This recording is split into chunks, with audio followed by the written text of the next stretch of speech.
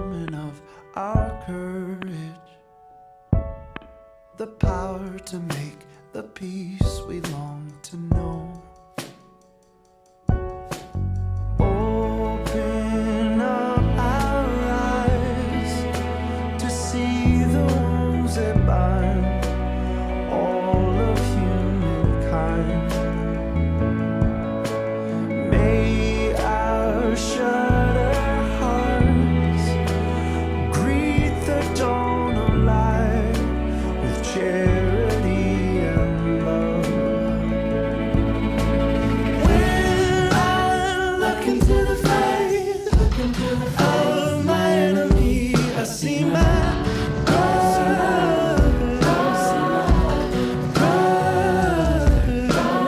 When I look into the face of my enemy, I see my brother. I see you now. When I look into the face, I see you now. I see you now. I see my brother. I see my sister. I see my father. I see my brother. When I look into the face of my enemy, I see my brother. I see my brother.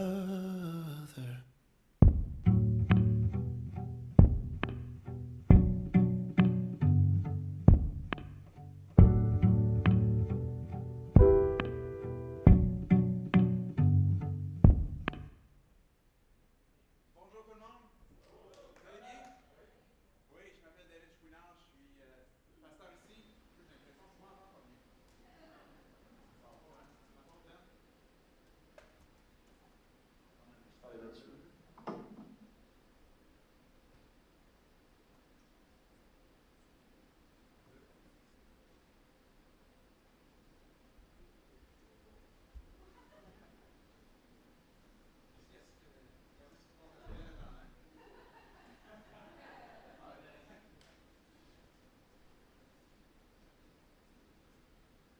Est-ce que vous avez une vidéo que vous voulez voir?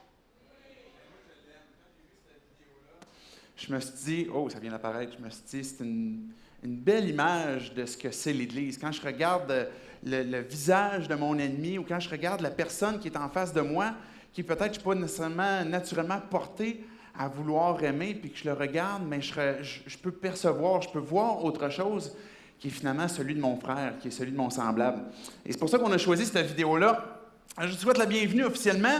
Bienvenue à l'Église 180. Je disais, je m'appelle David Chouinard, je suis pasteur ici. On commence la série « Le vrai visage de l'Église ». Je veux souhaiter aussi la bienvenue, je suis en train de passer tout droit parce qu'il y a des gens qui nous suivent en ligne, en direct, dont le réseau Le Binière, qui sont ce matin rassemblés ensemble, puis écoutent le message de la première de cette série-là, « Le vrai visage de l'Église ». Donc, bienvenue à ceux qui se joignent à nous aussi en ligne. Cette série-là qu'on commence ce matin a comme but de parler de l'Église, de révéler, de démontrer le vrai visage de l'Église. On a dans notre application, dans nos téléphones cellulaires, toutes sortes d'émoticônes qui peuvent illustrer, quand on a une discussion avec quelqu'un, nos sentiments, comment est-ce qu'on se sent. Et puis, c'est la question que je voulais vous poser ce matin en commençant. Si vous aviez à mettre un émoticône, on peut peut-être mettre la slide, là, j'ai une slide avec les divers émoticônes. Si vous aviez à choisir un émoticône ce matin de l'état de votre satisfaction, c'est lequel est-ce que vous metteriez? Quel émoticône est-ce que vous metteriez de l'état de votre satisfaction? Il y a quelques semaines, je suis allé, je vous conte une petite anecdote pour vous montrer comment je n'étais pas très satisfait. Le mot est faible, c'était plus fort même que déception. Je m'en vais quelque part, j'étais à Sherbrooke et puis faire une ride là-bas pour un événement particulier. Et puis, j'étais sur le point d'arriver en retard. Et puis là, j'arrive à une lumière rouge à Sherbrooke. Et puis là, je suis habillé pour faire de la route. Ça fait 2h30 que j'étais en route. J'ai les enfants en arrière. Et puis, on est fatigué. Et puis là, je suis sur le point d'arriver. C'est un événement où il y a beaucoup de gens. Fait que là, je veux changer mon T-shirt pour me mettre une chemise. Et puis, je veux me brosser les dents parce que j'ai une haleine de café. Et puis, là, j'étais à la lumière rouge, fait que j'enlève mon T-shirt, je commence à pogner ma chemise, tiens le volant avec un genou, je mets ma chemise, prends ma brosse à dents, un petit peu de pâte à dents, une petite gorgée d'eau, je commence à brosser mes dents comme ça. Et puis là, ma fille en arrière de moi, elle dit « Hey, papa, regarde, il y a une police à droite. » Ah non, là, je regarde, il y a effectivement une police fantôme ou peu importe là, qui était cachée. Et puis elle me regardait, puis là, je sais pas qu'est-ce qu'il peut faire quand je suis en train de me brosser les dents. Peux-tu m'arrêter pour ça? Je sais pas. Et puis, fait que là, je repars, puis comme de fait, il se place derrière moi, puis il m'arrête. Puis là, il dit, bon, je vous arrête parce que là, vous vous brossiez les dents. C'est distraction au volant. Puis là, j'essaie d'expliquer. Je dis, là, monsieur l'agent, je suis en train de... Je m'en vais à une funéraille, je m'en vais quelque part. J'ai besoin... Regardez, je montre mon T-shirt qui était par terre. Et puis, je suis en train de me changer. Je me brosse les dents. Je suis sur le point d'arriver en retard. Et puis, finalement, l'agent de police a été quand même gentil. Il a trouvé une façon de me donner un ticket qui me coûtait moins cher parce que c'était, distraction au volant ou aussi parce que le temps que j'ai changé mon T-shirt, j'ai détaché ma ceinture, fait qu'il aurait pu me donner une contravention pour la ceinture. Mais à ce moment-là, on pourrait dire le mot « déçu ». J'étais déçu d'une contravention, pour ne pas dire frustré, mais bien que l'agent de police a été bien correct avec moi. À ce moment-là, mon taux de satisfaction n'était pas très élevé de ma raide à ce moment-là. Quel est votre taux de satisfaction? Vous pensez à votre semaine, vous pensez à votre souper d'hier soir, vous avez voulu cuisiner pour votre femme ou pour vos enfants ou pour... peu importe. Est-ce que vous êtes satisfait de ce que vous avez cuisiné? Vous êtes entraîné cette semaine pour une raison ou une autre? Est-ce que vous êtes satisfait de votre entraînement? Vous avez travaillé cette semaine et puis vous avez eu un rendement à votre travail. Est-ce que vous êtes satisfait? Ou vous avez une entreprise? Est-ce que vous êtes satisfait ou déçu de ce qui est en train de se passer? On a, dans toutes sortes de circonstances, on pourrait mettre un émoticône ou on pourrait mettre quelque chose qui révèle soit notre déception ou notre satisfaction. En ce qui concerne l'Église, c'est un peu la même chose. On a tous une perception de ce que c'est l'Église. L'Église avec un grand E. L'Église, pour nous, quand je parle de l'Église, là, ce matin, c'est la perception pour nous, en tant que Québécois, qu'est-ce que ça veut dire, l'Église? Quelle est notre perception de l'Église? Quel émoticône est-ce qu'on mettrait de notre satisfaction de l'Église? Est-ce qu'on est frustré? Est-ce qu'on est content? Est-ce qu'on est désabusé, illusionné ou désillusionné? Comment est-ce qu'on se sent par rapport au visage de l'Église? Vous savez, dans l'Antiquité, il y avait des acteurs qui faisaient leur travail, justement, de comédie. Et la façon qu'ils devaient travailler leur comédie, c'était avec des masques. Donc, c'est pour ça qu'on voit cette image de masque, des fois que les gens changent, dépendamment de la comédie qu'ils vont jouer, ils vont changer le masque. Mais le mot original qui est dans le grec pour parler de ces acteurs-là, c'est hypocrites, des hypocrites. Et puis ça, c'était juste pour révéler finalement le jeu d'acteur. Mais aujourd'hui, on a utilisé ce mot-là pour parler d'hypocrite, de quelqu'un qui a un faux visage. Est-ce qu'on voit l'Église, notre perception en tant que Québécois, on regarde l'Église, puis est-ce qu'on se dit, mais elle a un faux visage, elle est hypocrite, elle nous a caché des choses. Il y a des choses qui finissent que par juste être révélées aujourd'hui, puis c'est frustrant et c'est décevant. J'entendais pas plus tard que cette semaine, dans le milieu de la semaine, je ne me souviens plus c'était quel jour, un procès qui est en train de se faire d'un prêtre qui est accusé de pédophilie ou d'accusé d'attouchement sexuel sur un enfant, mais ça date de plusieurs années.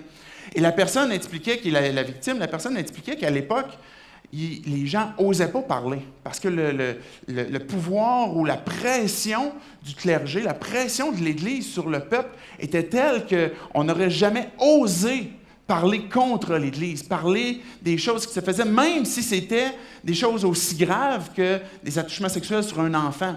Mais aujourd'hui, ça sort et ce visage-là se dévoile. On réalise que...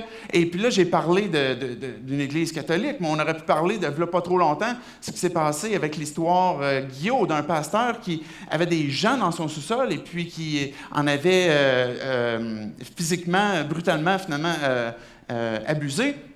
Et c'est des choses qui peuvent se produire dans toutes sortes d'églises. Et quel est le vrai visage de l'Église? Et je crois personnellement qu'en tant que Québécois, on a besoin pour apprécier ce qu'est l'Église de voir son vrai visage. On a besoin pour apprécier, finalement, ultimement Dieu, de voir le vrai visage de l'Église. On ne peut pas toujours voir à quoi Dieu ressemble à travers l'Église, parce que malheureusement, l'Église, elle est souvent imparfaite. Elle ne révèle pas toujours adéquatement qui est Dieu, qui est la personne de Jésus. Parce que la Bible dit que l'Église, c'est le corps de Christ. L'Église, c'est Jésus est la tête de l'Église. Donc, l'Église qui se soumet à la tête va chercher à ressembler et puis à se laisser finalement imprégner puis obéir à ce que la tête lui communique pour être ce corps qui est Jésus-Christ. Mais plusieurs églises peuvent se donner l'étiquette justement de communauté chrétienne, d'église, et puis ne pas ressembler, mais pas du tout, à ce que Dieu, à ce que Jésus est, à ce que Jésus nous a enseigné. On a souvent une forte apparence justement de ce que c'est l'Église comme étant quelque chose qui est un bâtiment, ou quelque chose qui est gros, quelque chose qui est orné d'or. Peut-être que vous avez la perception, en tant que Québécois, que l'Église, c'est quelque chose qui est un gros bâtiment. Quand on rentre là-dedans, il y a quand même un sentiment solennel, mais il y a beaucoup de couleurs, que ce soit à cause des vitraux, mais il y a une opulence aussi qui est présente. Ça pourrait peut-être être notre perception. Peut-être que ça avoir une perception que l'Église ou les dirigeants d'Église sont dans des beaux vêtements. Je ne sais pas si vous trouvez mes vêtements qui sont beaux ce matin, mais ce n'était pas les miens que je voulais parler, mais l'idée des soutanes, tu sais, que les chefs dirigeants, des fois les chefs religieux peuvent être dans des vêtements qui ne sont pas du tout contemporains, puis qui sont un peu, en tout cas du moins tape à l'œil un peu.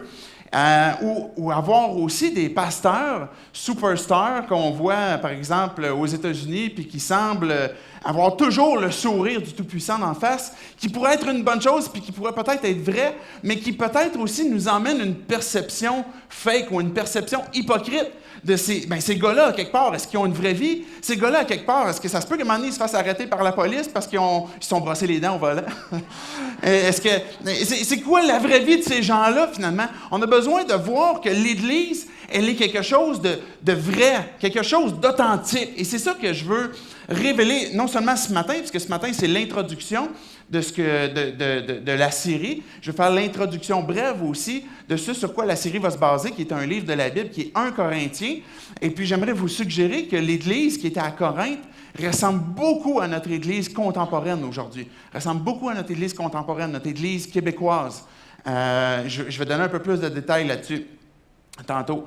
Mais c'est la perception que nous, on peut avoir en tant qu'Église, que ce soit l'Église catholique, on a parlé d'opulence, ou de l'Église, des fois, la forte Église américaine de Mega Church, qui donne une impression aussi peut-être de tape à l'œil. Mais on veut voir, on a besoin d'apprécier, de voir et de comprendre le vrai visage de l'Église, sans cacher ce qui manque. À travers le livre de Corinthiens, il va y avoir des choses qui sont révélées, qui ne sont pas glorieuses, qui ne sont pas belles. Et le but, ce n'est pas de les révéler pour dire « Ah, mais ça, finalement, tu sais, si c'est révélé, c'est parce que c'est beau, c'est correct, on laisse aller. » Mais c'est qu'au moins, on peut le révéler, le dire « Voici un défi qu'il y a dans l'Église. Voici quelque chose qui se produit. Voici quelque chose que l'on vit. Puis maintenant, qu'est-ce qu'on fait avec ça? » Plutôt que de juste l'enterrer en dessous du tapis et de dire « Ah, ça, on n'en parlera pas parce que c'est pas très reluisant. C'est pas très beau, c'est pas très bon pour notre image. » Mais on a besoin que de dévoiler, de révéler, de confesser ces choses-là pour finalement apprécier le vrai visage de l'Église et apprécier le visage de Dieu. On peut voir ce que Dieu est quand on regarde à Jésus. On souhaite en tant qu'Église, on veut obéir à Dieu, à son esprit, pour qu'on puisse voir Jésus-Christ à travers nous aussi, à travers nos personnes individuellement, mais à travers aussi notre assemblée. Ce matin, ce que j'aimerais qu'on puisse retenir, c'est qu'il y a une déception à laquelle on doit renoncer. Il y a une déception que pour apprécier l'Église, pour apprécier le vrai visage de l'Église, il y a une déception que peut-être que vous avez, peut-être qu'à quelque part dans un petit coin caché de vos cœurs, de vos pensées, vous avez une crotte sur le cœur, vous avez une frustration, vous avez une déception. Peut-être que vous êtes ici ce matin ou peut-être que vous regardez ça en ligne ce matin puis vous n'osez pas encore placer les pieds dans une église à cause de ça, à cause d'une souffrance, d'une frustration que vous avez, d'une amertume. Et l'encouragement que je veux donner ce matin, c'est qu'il y a une déception qui est à renoncer et une satisfaction que l'on peut trouver. Une satisfaction qu'on peut trouver, bien que peut-être présentement, on ne soit pas satisfait. J'aimerais qu'on puisse prier. L'objectif de prier pour moi ce matin, c'est de solliciter l'intervention de Dieu. Solliciter finalement que Dieu, lui, chacun d'entre nous, que Dieu nous connaît personnellement, que lui puisse venir nous parler, qu'il puisse venir placer son doigt dans nos vies, sur nos cœurs et nous adresser des choses spécifiquement à chacun de nous. Prions. Dieu, je viens devant toi pour, premièrement, te dire merci parce que ton vrai visage, il est parfait. Merci, Jésus, parce que Tu as aimé à un point que tu t'es donné toi-même en sacrifice. C'est ce que ta Bible nous dit. Dieu, tu nous as donné, Père, tu nous as donné ton Fils, Jésus-Christ, pour qu'on puisse entrer en relation avec toi, pour qu'on puisse te découvrir. Dieu, je te prie que tu puisses, chacun d'entre nous, avec ton esprit, que tu puisses venir nous parler, que tu puisses nous attirer à toi. Que Dieu, les paroles qu'on va entendre ce matin puissent apporter guérison, délivrance, liberté. Apprécier, Dieu, même les belles et bonnes choses que tu nous donnes pour qu'on puisse les reconnaître comme étant venant de toi. Dieu, conduis-nous ce matin. Et puis, viens révéler ton vrai visage, et révéler le vrai visage de ton Église. Par le nom de Jésus-Christ qu'on prie ces choses. Amen. J'ai oublié ma bouteille d'eau en bas. Je ne sais pas si quelqu'un peut m'apporter une petite bouteille d'eau, s'il vous plaît, ça va m'aider à ne pas avoir la bouche trop desséchée. Ce matin, le plan de match que je veux qu'on voit, c'est une vérité. Ce n'est pas le détecteur de mensonges, j'ai deux vérités en mensonge. C'est une vérité, une réalité, puis une satisfaction que j'aimerais qu'on puisse voir ensemble. Merci. Une vérité que j'aimerais qu'on puisse voir, tout d'abord pour commencer, c'est qu'on peut mettre la slide, c'est que la vérité, c'est que l'Église est une famille. Je ne sais pas si vous avez reconnu la famille à travers mes émoticônes ce matin. L'Église, c'est une famille. La vérité, c'est que l'Église est une famille. Si vous êtes croyant, si vous avez placé votre foi en Dieu, vous faites partie de cette famille-là. J'ai un texte rapidement que je veux vous citer de Matthieu. C'est Jésus qui parle. Puis déjà, Jésus est en train de révéler, est en train de démontrer ce que c'est pour lui sa famille. Jésus parlait encore à la foule lorsque sa mère et ses frères arrivèrent. Il se tenait dehors et cherchait à lui parler. Quelqu'un dit à Jésus, « Écoute, ta mère et tes frères se tiennent dehors et désirent te parler. » Jésus répondit à cette personne, « Qui est ma mère et qui sont mes frères? » Puis il désigna de la main ses disciples et dit, « Voyez, ma mère et mes frères sont ici. Car celui qui fait la volonté de mon Père qui est dans les cieux est mon frère, ma sœur ou ma mère. » Jésus est en train d'enseigner dehors, il y a une foule qui est là autour de lui. La mère de Jésus, Marie, ses frères sont là. Il essaie, la famille immédiate de Jésus essaie de venir lui parler. Et puis, « Hey Jésus, tu n'as pas fait la vaisselle avant de partir? » Non, je ne pense pas que c'est ça. Mais ils veulent venir parler à Jésus, et puis là, ils ne sont pas capables. Et puis là, il y a des gens qui disent, « Hey, mais Jésus, ta mère, tes frères, ils veulent te parler. » Et Jésus dit, ceux qui sont... Il n'est pas en train de renier sa famille, il n'est pas en train d'abandonner sa famille. L'encouragement, je suis en train de vous dire, ce n'est pas votre famille terrestre, abandonnez-la, oubliez-la, mais ce que Jésus est en train de dire, c'est que ma mère, mes frères, ceux qui sont de ma famille, sont ceux qui font la volonté de mon Père. Jésus est en train de révéler qu'on est une famille à partir du moment où notre foi est placée en Dieu et que Dieu devient notre Père. On connaît en tant que Québécois cette prière que Jésus nous a enseigné, notre Père qui est aux cieux, qui est aux cieux, que ton nom soit sanctifié, etc. Jésus nous a enseigné que quand on a placé notre foi en Dieu, puis qu'on veut parler à Dieu, il est en train d'apporter un nouvel élément à son époque, où on ne s'adresse pas normalement à Jésus, à Dieu, au Père, comme à un Père, justement. Mais là, Jésus est en train de dire, parlez-lui comme un Père. Et puis Jésus est en train de dire, les gens qui croient en mon Père, qui font sa volonté, sont ceux qui sont mes frères et mes sœurs. La vérité, c'est que l'Église, le vrai visage de l'Église, c'est d'abord et avant tout une famille. On parle du mot « Église », le mot littéralement, c'est appelé hors de. Peu importe si je vous disais le mot en grec, si on traduisait littéralement, c'est être appelé à l'extérieur de. Ou même, on pourrait, à l'occasion, traduire, c'est l'idée de sanctifier, placer de côté pour Dieu. Ça, c'est ce que c'est l'Église. L'Église n'est pas un bâtiment. C'est important que dans notre compréhension, pour vraiment voir le vrai visage de l'Église, de comprendre et d'accepter que l'Église n'est pas un bâtiment. L'Église, ce n'est pas un endroit où on se rend, où on voit, où on vient s'asseoir. L'Église n'est pas un endroit où on a un culte. L'Église fait un culte. L'Église offre un culte à Dieu. L'Église, les gens, les croyants, on offre un culte à Dieu. Mais on ne va pas à l'Église pour un culte. C'est-à-dire que là, ce matin, je suis allé à l'Église parce que j'ai entendu une prédication, j'ai entendu des chants, puis j'ai parlé à 2-3 personnes pour avoir de la communion fraternelle. Fait que je suis allé à l'Église. L'Église, c'est vous et c'est moi dans la mesure qu'on a placé notre foi en Dieu. C'est ça l'idée de la famille. Est-ce que vous me suivez jusque-là? OK. Dis à quelqu'un proche de toi, c'est croyant, dis-lui, t'es dans ma famille, toi. Allez-y, dites-le. T'es dans ma famille.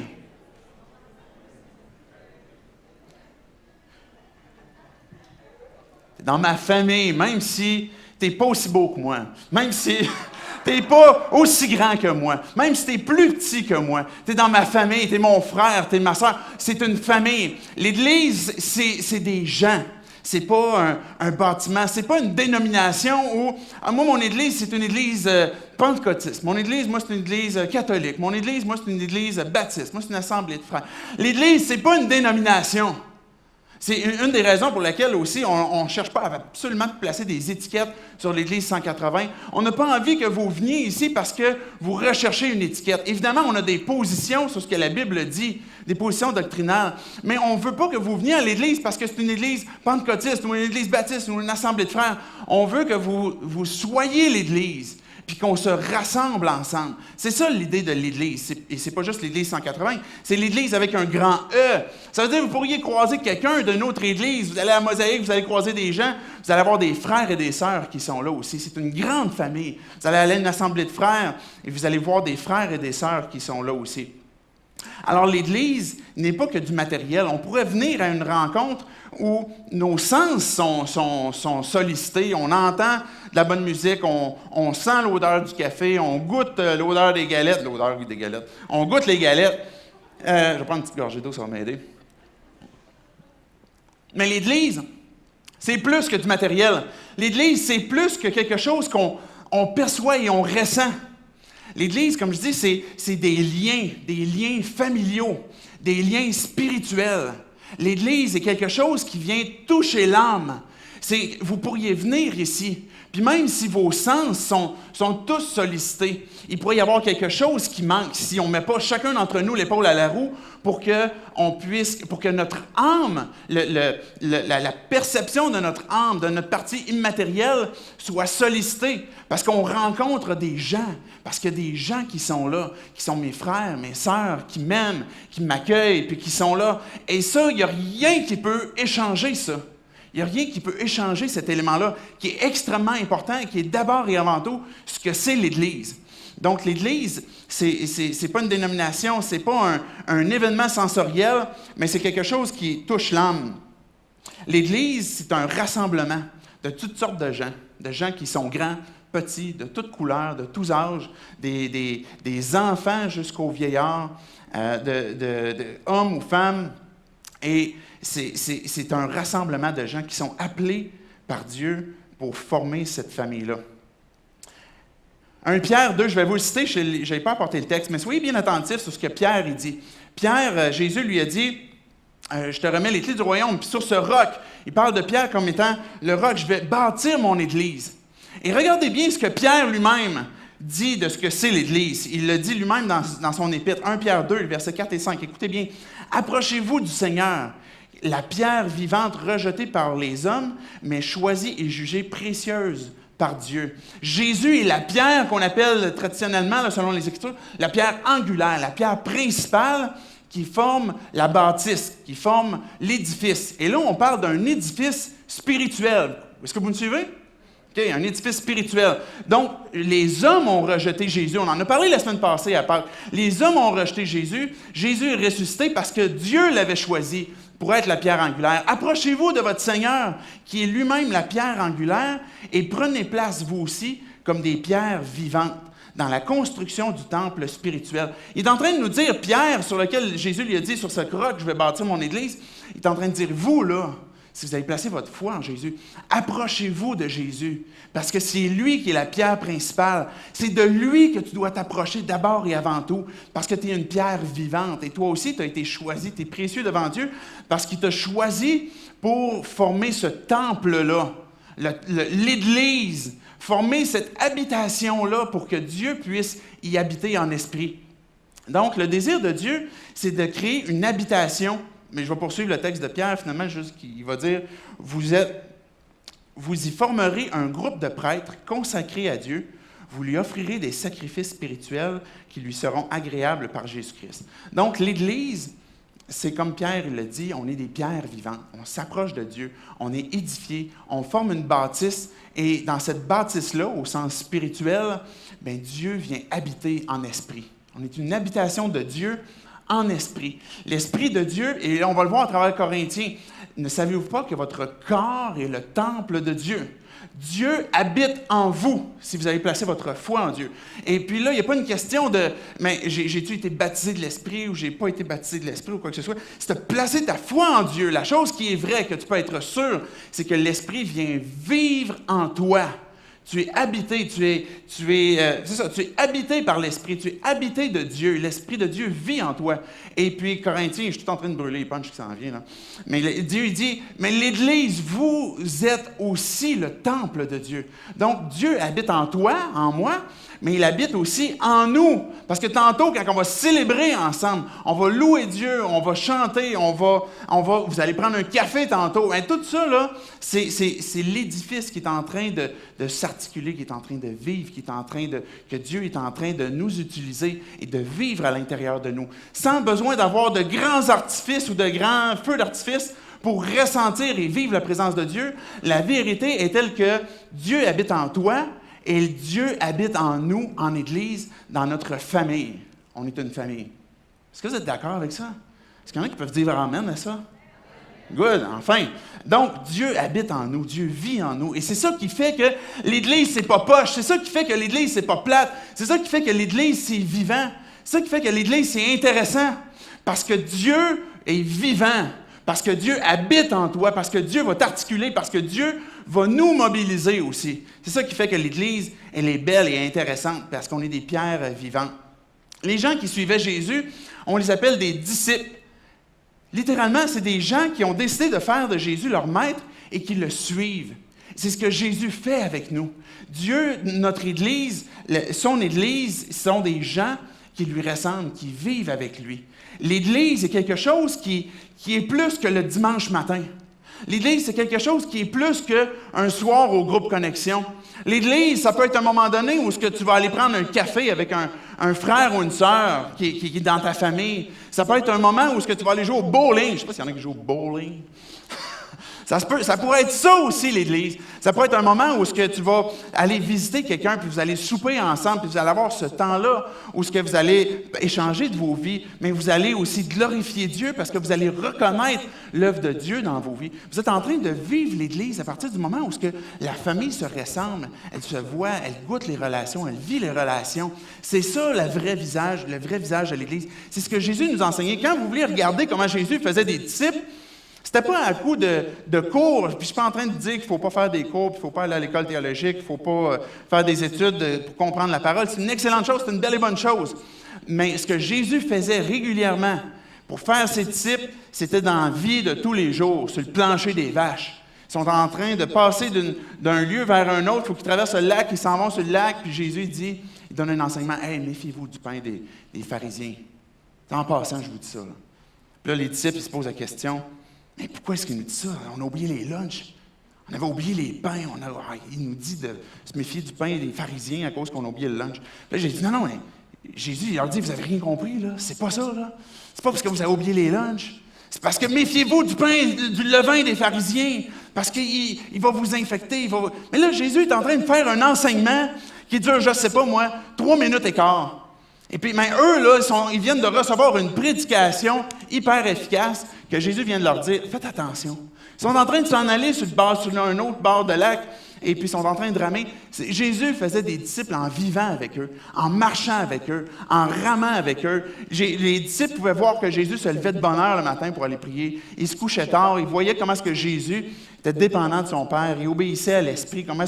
Donc, l'Église, c'est ça. L'Église sont des gens qui sont des disciples de Jésus-Christ, qui sont une famille et qui vivent les relations comme ça ensemble.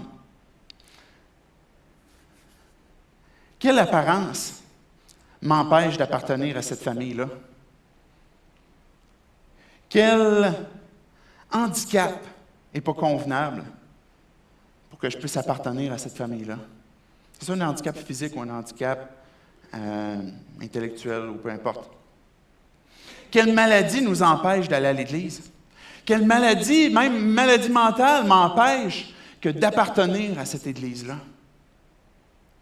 Quel trouble de comportement, je ne sais pas si vous êtes des TDAH majuscules, est-ce que ça, c'est un trouble de comportement qui peut m'empêcher d'appartenir à cette famille-là? Quelle orientation sexuelle peut m'empêcher de m'intéresser à Dieu?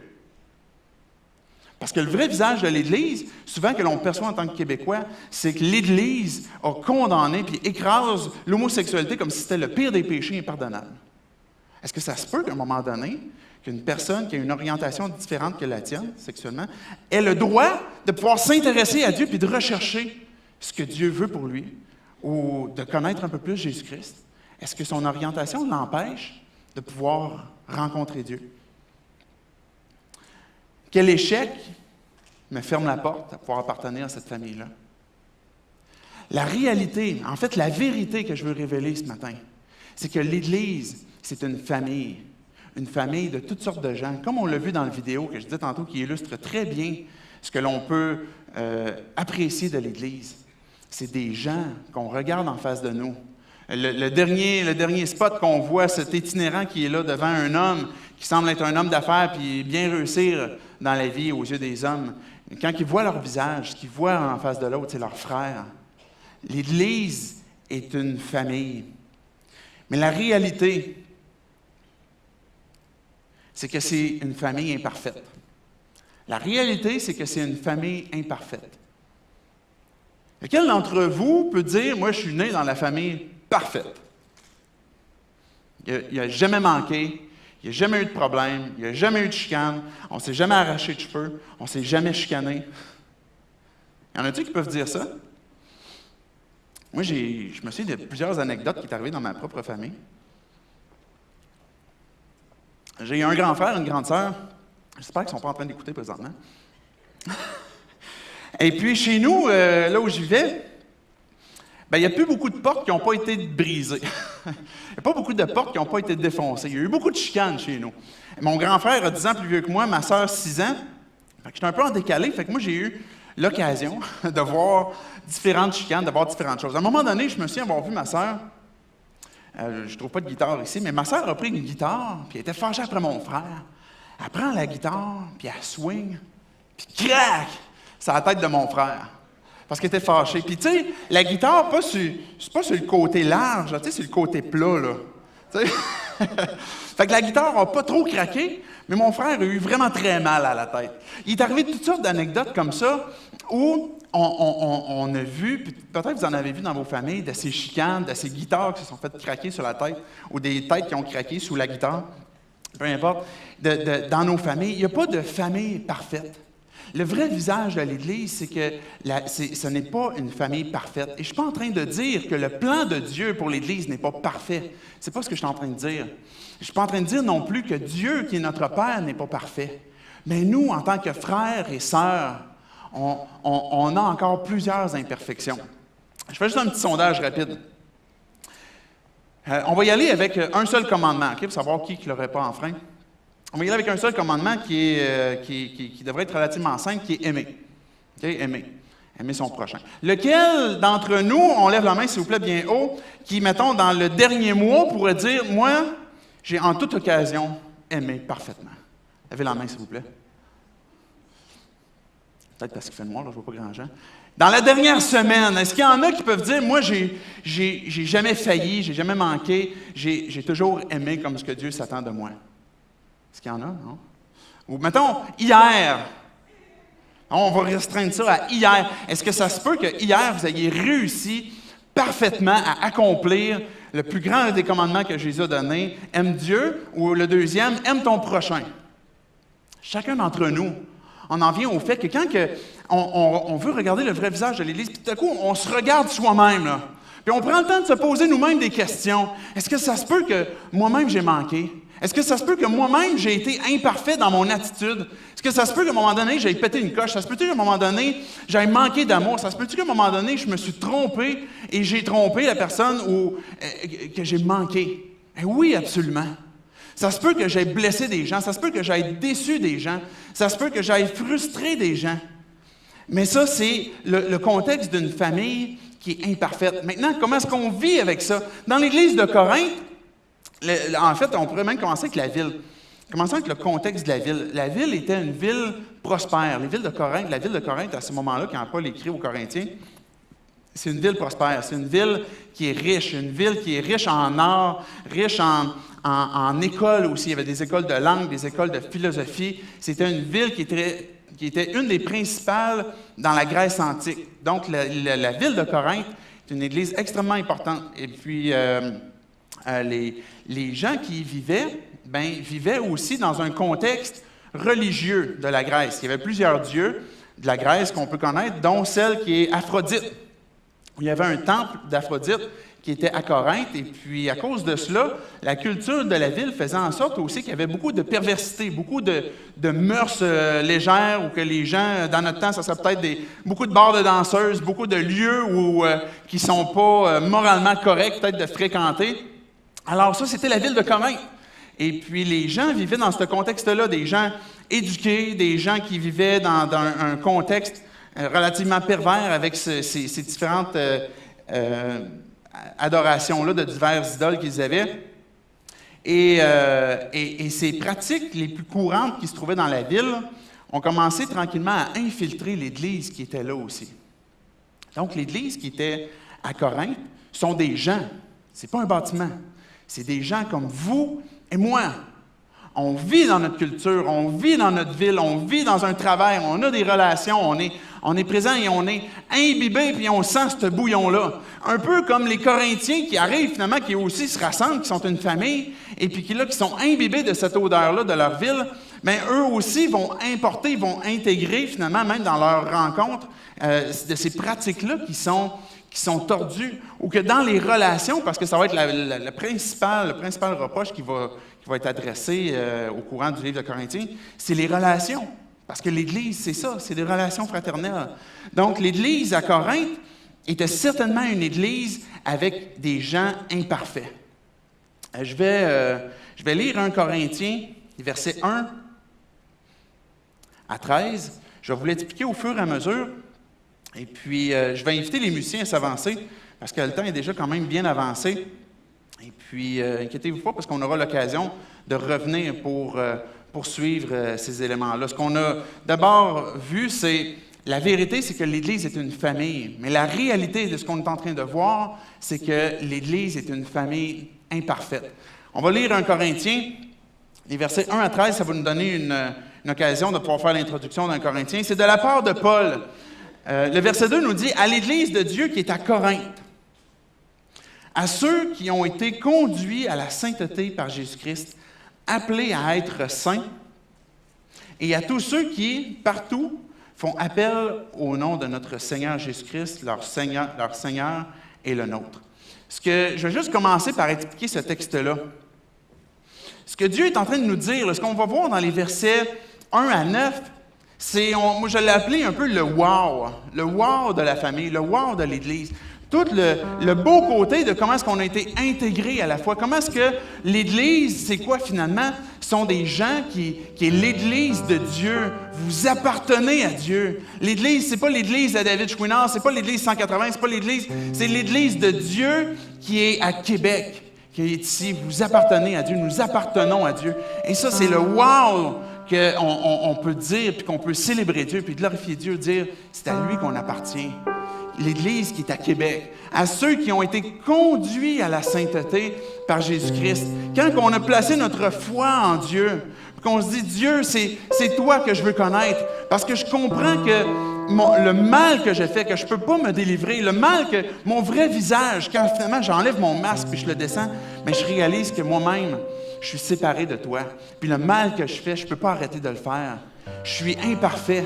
Je suis cette personne imparfaite qui a besoin de toi. Et là, ce que Dieu fait, c'est à ceux qui ont été conduits à la sainteté, par la puissance de Dieu, par sa main, Dieu nous conduit à sa sainteté. Parce que c'est chose impossible pour toi et pour moi. Il n'y a personne d'entre nous qui a la capacité de dire « Je me rends seul à destination pour la sainteté. J'ai besoin que d'être conduit. » Tu n'as besoin que d'être conduit par celui qui peut le faire, c'est-à-dire Jésus-Christ qui est mort pour tes péchés, pour ton mal, qui est ressuscité pour le prouver puis montrer la victoire absolue qu'il veut te donner pour que son Église puisse continuellement avancer, progresser, être édifiée, transformée de jour en jour. Donc, on est conduit à la sainteté par Jésus-Christ et appelé aussi à être saint. Bien que nous ayons été appelés à la sainteté, Dieu nous appelle aussi, que Dieu nous a conduits à la sainteté, Dieu nous appelle aussi à marcher dans la sainteté, à vivre la sainteté, comme ce que les Corinthiens avaient besoin de faire. Vous êtes dans un contexte, vous êtes dans une culture, vous êtes imbibés de toutes sortes de choses, mais par la grâce de Dieu, étant dépendant de lui, vous êtes appelés aussi à marcher dans la sainteté, à être saints comme lui est saint, ce que Pierre va nous dire aussi. C'est parti d'un appel, appelé à être saints, et à tous ceux qui partout font appel au Seigneur, notre Seigneur Jésus-Christ, qui est le leur et le nôtre aussi. Et pour nous, aujourd'hui, on peut s'approprier cette parole-là que Paul est en train de dire aux Corinthiens, c'est-à-dire que je fais appel au Seigneur, je crie à lui, parce que je suis imparfait. Je suis dans une famille, et puis quand que je réalise dans mon petit sondage que oui, il y a des gens imparfaits autour de moi, puis oui, on va se pogner à l'occasion, puis oui, on va se décevoir, puis oui, à un moment donné, mais moi aussi, j'ai besoin de faire appel au Seigneur. J'ai besoin de lui. J'ai besoin que lui me sauve, me transforme, me libère, me délivre. Je vais continuer le verset 4. Je dis constamment à mon Dieu toute ma reconnaissance à votre sujet pour la grâce de Dieu qui vous a été accordée en Jésus-Christ. Cette grâce, en clair, ce que ça veut dire, c'est que pour que tu puisses appartenir à cette famille-là, c'est un cadeau, c'est un don. Quand tu as été conduit à Dieu, quand Dieu t'a sauvé, c'est quelque chose que Dieu t'a fait gratuitement. Et c'est ce qu'on appelle la grâce de Dieu. En effet, en lui, vous avez été comblés de toutes les richesses. De quoi est-ce que l'on manque? On manque de rien. C'est le wow de la famille parce que notre Père, à cause de sa grâce, nous a comblés de toutes les richesses, en particulier en ce qui concerne la parole et la connaissance. On va revenir plus tard avec un Corinthien sur cet élément-là de parole et de connaissance, mais pour une ville grecque qui vit en Grèce et où la philosophie est extrêmement importante puis la connaissance est extrêmement importante. Paul est en train de dire, vous êtes riches, vous manquez de rien. Vous connaissez la parole et puis la connaissance vous a été donnée en lui dans la mesure où le témoignage de Christ a été solidement établi parmi vous. Le témoignage de Christ, c'est l'œuvre de Dieu qu'on peut appeler l'Évangile, où le Père a donné son Fils pour nos vies, où le Fils a donné sa vie, et où à notre tour, on peut dire, Dieu, je te donne ma vie, puis je reçois la tienne. Ou à la croix, le Père peut dire, je vois que sur mon Fils, la vie de David a été transposée. Et je vois que maintenant, David, quand il vit sur la terre, c'est la vie de mon Fils qui lui est donnée. C'est ce qu'on appelle la substitution, cet échange-là que Dieu a fait pour qu'on puisse appartenir à cette famille-là, qui est le wow. Et je conclus le texte avec les versets 7 à 13. Ainsi, il ne vous manque aucun don. À vous qui attendez le moment où notre Seigneur Jésus-Christ apparaîtra, c'est lui aussi qui vous affermira jusqu'à la fin pour que vous soyez irréprochables le jour de notre Seigneur Jésus-Christ. Dieu est fidèle, lui qui vous a appelé à vivre en communion avec son Fils, Jésus-Christ notre Seigneur. Bien qu'on est dans une famille imparfaite, toi, place tes regards sur Jésus. Place tes regards sur Jésus. Parce que Dieu t'a appelé à vivre en communion avec lui. Et quand on goûte cette communion-là, vous savez ce que ça veut dire? Et je vais finir mon texte, puis après ça, je vais continuer de prêcher. Ne découragez-vous pas. Dieu est fidèle, lui qui vous a appelé à vivre en communion avec son Fils, Jésus-Christ notre Seigneur.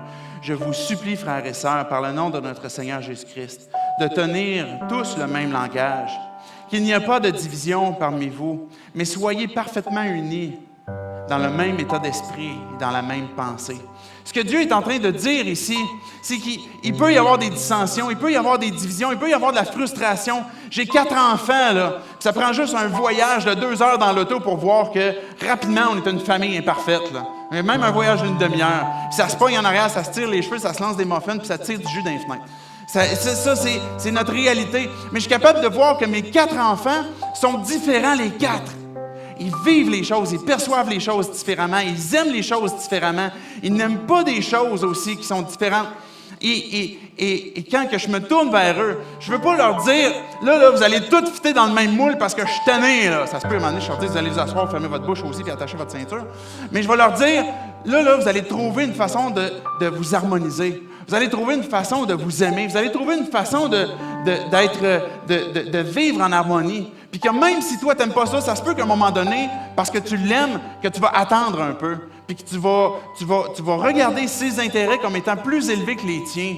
Ça se peut qu'à un moment donné, l'exemple que Jésus nous a dit, c'est qui va être le plus grand dans le royaume? Mais c'est celui qui sert, celui qui va être prêt à s'humilier, celui qui va être prêt dans une famille imparfaite, à la place de s'arracher les cheveux puis de se diviser. Dieu ne t'appelle pas à être le même moule pour tout le monde. Ce n'est pas ça. Mais ce que Dieu nous appelle, c'est aime ton frère, soumets-toi, humilie-toi, aime-le. Ayez cette même pensée, ce même désir que de glorifier Dieu. Arrêtez de vous diviser pour toutes sortes de niaiseries. Est-ce que Dieu est divisé en lui-même? Est-ce que Jésus est divisé? Non, ce n'est pas le cas. Et Dieu, ce qu'il nous appelle, et ça, c'est ce que j'ai appelé le « ish » de la famille, c'est-à-dire qu'il y a cette tension des fois. Mais par amour, par humilité, je vais continuer d'aimer. Vous savez, ce que Dieu nous appelle en tant qu'Église, c'est d'être imprégné de lui, d'être habité de lui. Et je vous laisse là-dessus parce qu'après ça, je vais laisser l'équipe de louange. Mais une Église, c'est une famille. Et la réalité, c'est que c'est une famille imparfaite. Mais que Dieu va utiliser la personne qui est différente pour t'édifier, pour t'encourager, pour t'accompagner. Et Dieu va t'utiliser pour faire ça aussi à son égard. Dieu veut que tu sois rempli de lui, rempli de son amour. D'abord et avant tout, en communion avec lui. On a le mot en français « enthousiasme ». Savez-vous d'où vient ce mot-là? « En-théos ». En Dieu. Théos, c'est Dieu. Quand tu es en Dieu, tu es enthousiaste. C'est une famille qui appartient à Dieu, où on est en Dieu parce qu'on est en communion avec lui. L'Église est enthousiaste. On est enthousiaste pour l'amour que je peux avoir pour mon prochain. On est enthousiaste pour la justice. On est enthousiaste pour vivre les relations ensemble. On est enthousiaste pour propager justement le témoignage de Jésus-Christ parce qu'on est en Dieu. Je vous poursuivrai la semaine prochaine de ce qui va nous montrer comment est-ce qu'on peut passer de la déception à la satisfaction en Dieu. Puis j'aimerais qu'on puisse prier en terminant. Dieu, on te loue ce matin.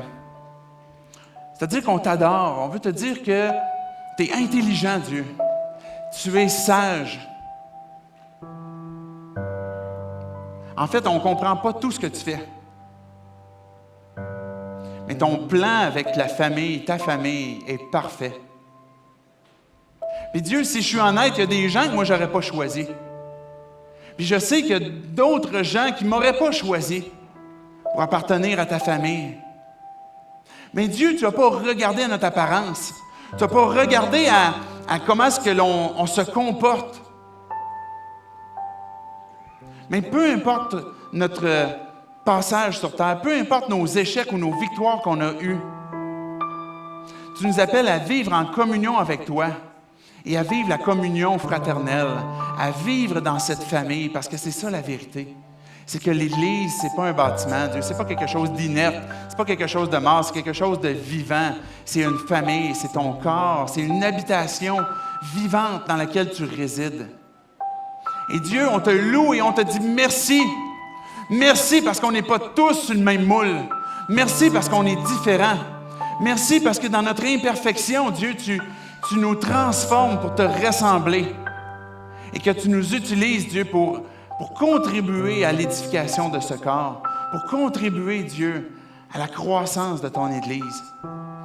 Dieu, on s'engage avec toi, où on veut renoncer à notre propre satisfaction personnelle, peut-être d'une frustration, d'une amertume, d'une loupe qu'on regarde les gens autour de nous et puis qu'on essaie d'épier tout ce qui ne marche pas. Et Dieu, ce que l'on fait, c'est qu'on veut saisir ce miroir pour regarder nos propres vies et se poser la question, comment je peux te ressembler, toi, Jésus? Et continuer d'aimer mon frère, ma sœur, peu importe ses imperfections. Dieu, par ta grâce, viens nous aider. Dieu, on fait appel à ton nom, Seigneur Jésus-Christ, pour que tu nous sauves, que tu nous délivres de cette tendance à la division, qu'on puisse vivre l'unité dans cette famille, par le puissant nom du Seigneur Jésus-Christ que l'on prie. Amen. On va voir...